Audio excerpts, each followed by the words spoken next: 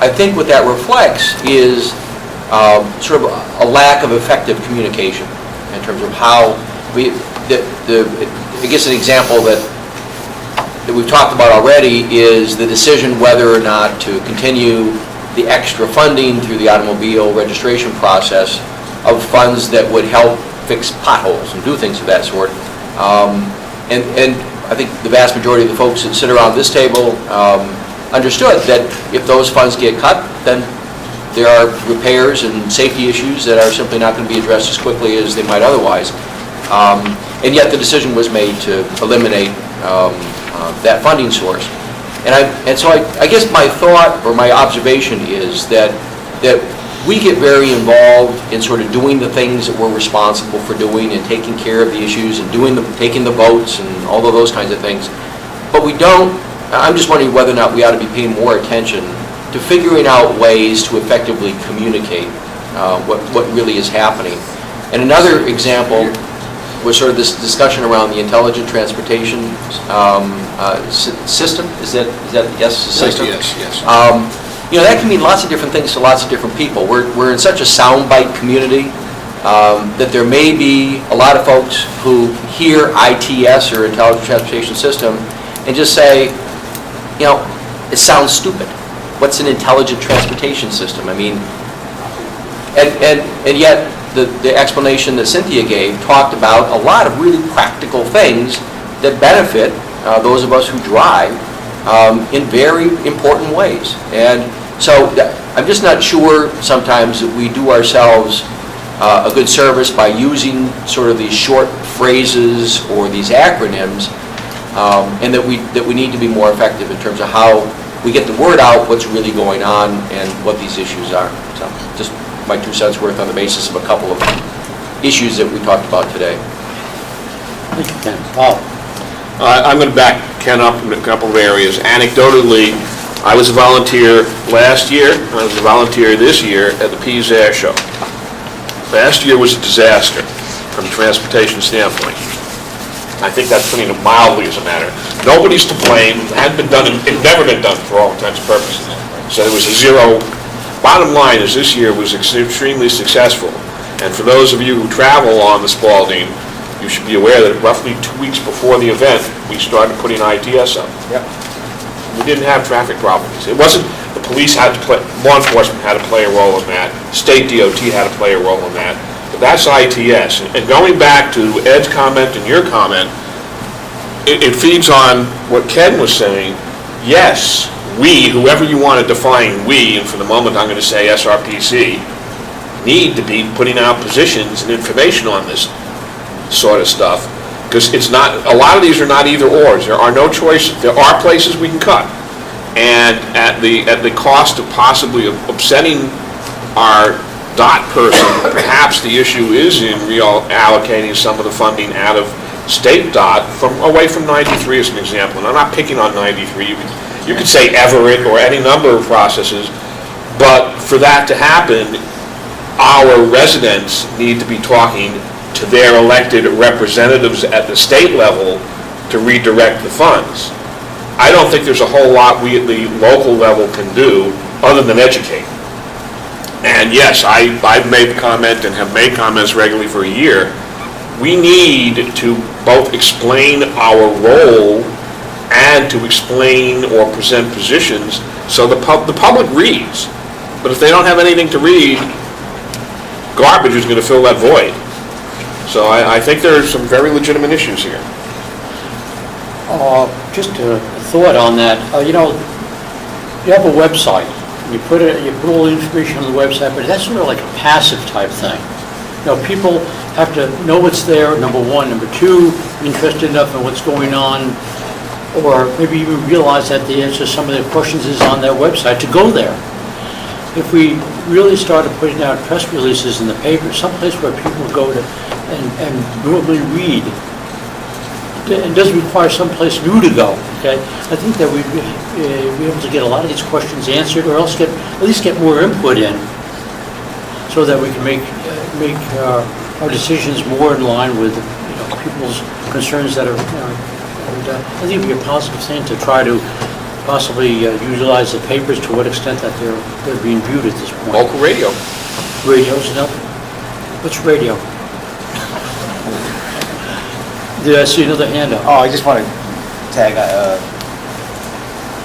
kind of talk a little more about this, talking about this, that also there's pots of monies that are dedicated to certain functions. There's certain pots of money, federal money that can be spent for bridges, there's other pots spent for roads, and they can't be cross-mixed. That's just not allowed in the rules. And helping the public understand that we have safety money, only percent for safety, planning money, only percent for planning. And a lot of times like the ITS, these are big plans, we have those monies already been dedicated for 10 years out, and we need to follow those plans. That's what we're held, the standard we're held to. So is this needed? Can we take, turnpike money and put it on 93? The answer is no, we're not allowed to do that.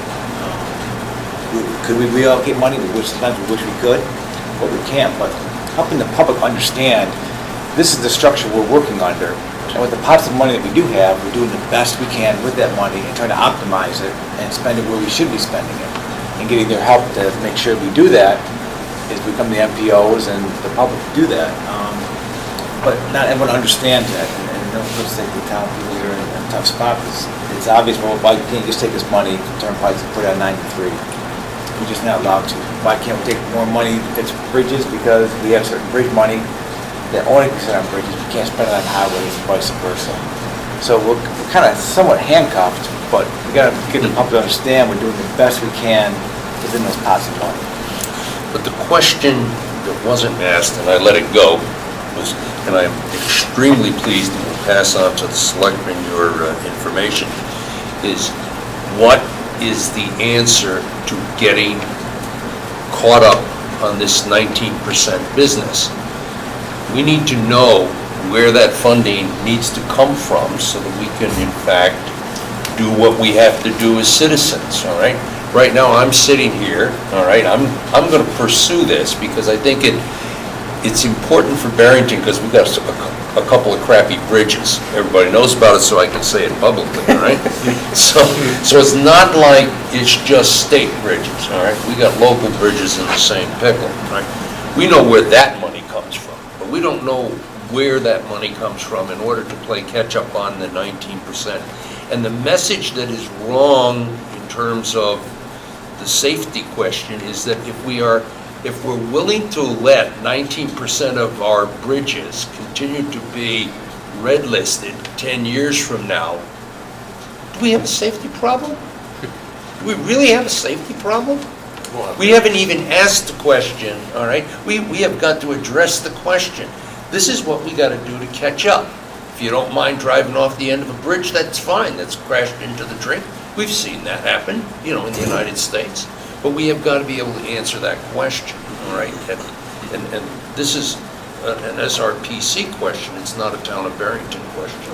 Easy answer. I want to jump in. So that's our dilemma, if you will. Here's the dilemma too, is we talked about the gas tax being eliminated.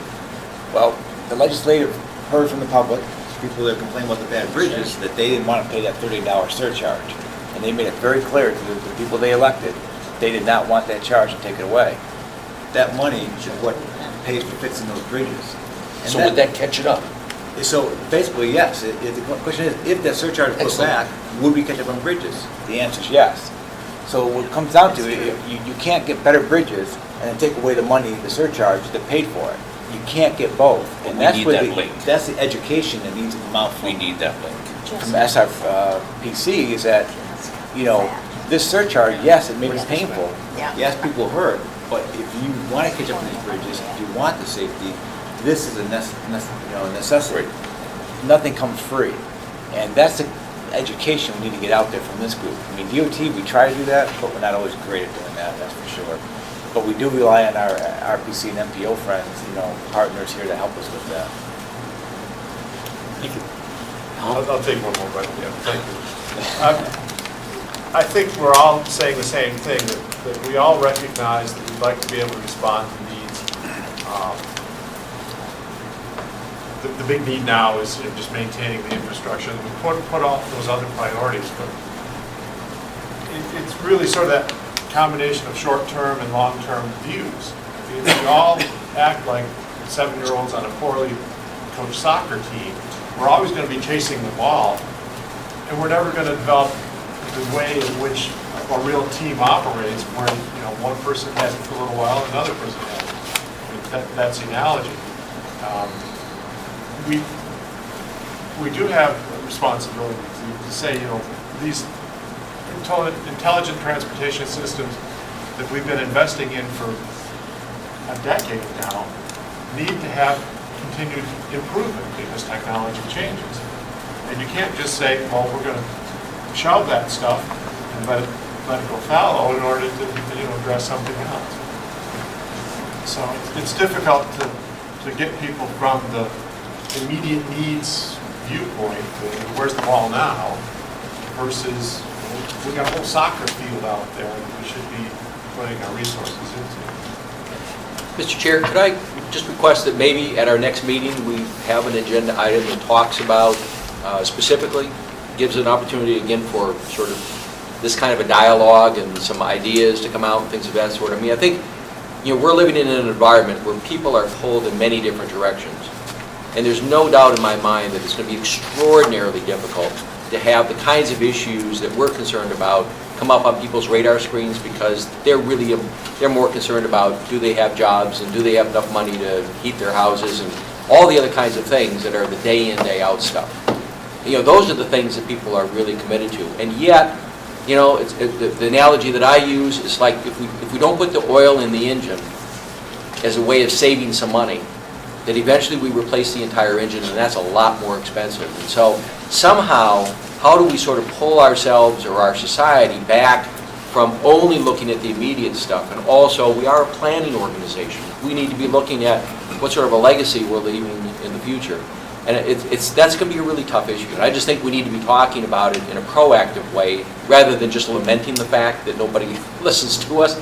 I mean, we need to be proactive and be thoughtful and recognize that we are participants in this process, and that if we're not willing to spend the extra time and energy to try to get the message out, we can't blame people for not hearing it. So I guess my request would be that perhaps over the next several meetings, we have an agenda item where we do some dialogue and we get ideas from folks and see where all of that goes. Really helpful. Hang on for 1 second. Can that be put on the agenda for at least the next 3 meetings as a permanent item for discussion? Yes. Bob, you had a hand up, sir? No, you didn't? I saw you fidgeting over there. That doesn't count. Okay. Just a quick thing. Maryland is working on the Title VI document. The Title VI thing. And Maybe that's a way of tying Yeah, that in. that's- And we really are looking for effective ways to go out to the communities and talk to them. We don't know if the best place to go is send it to the library and have our memos posted on the library.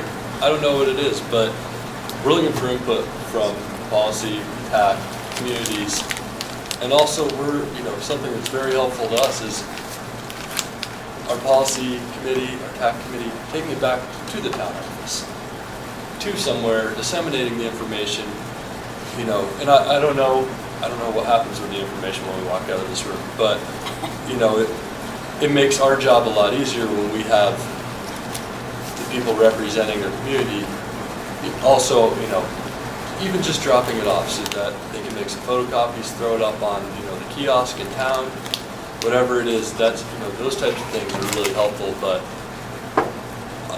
I know my time is 100% committed trying to, between the memos and actually trying to do some work here and there, that public outreach portion is another huge burden. I guess that, in the past, and maybe this needs to change, we've been relying on policy, TAC, and we do some other stuff also, but we rely on you guys to bring it out to the communities and help us get the message out, because it's a full-time job, being a PR person, getting this information out there.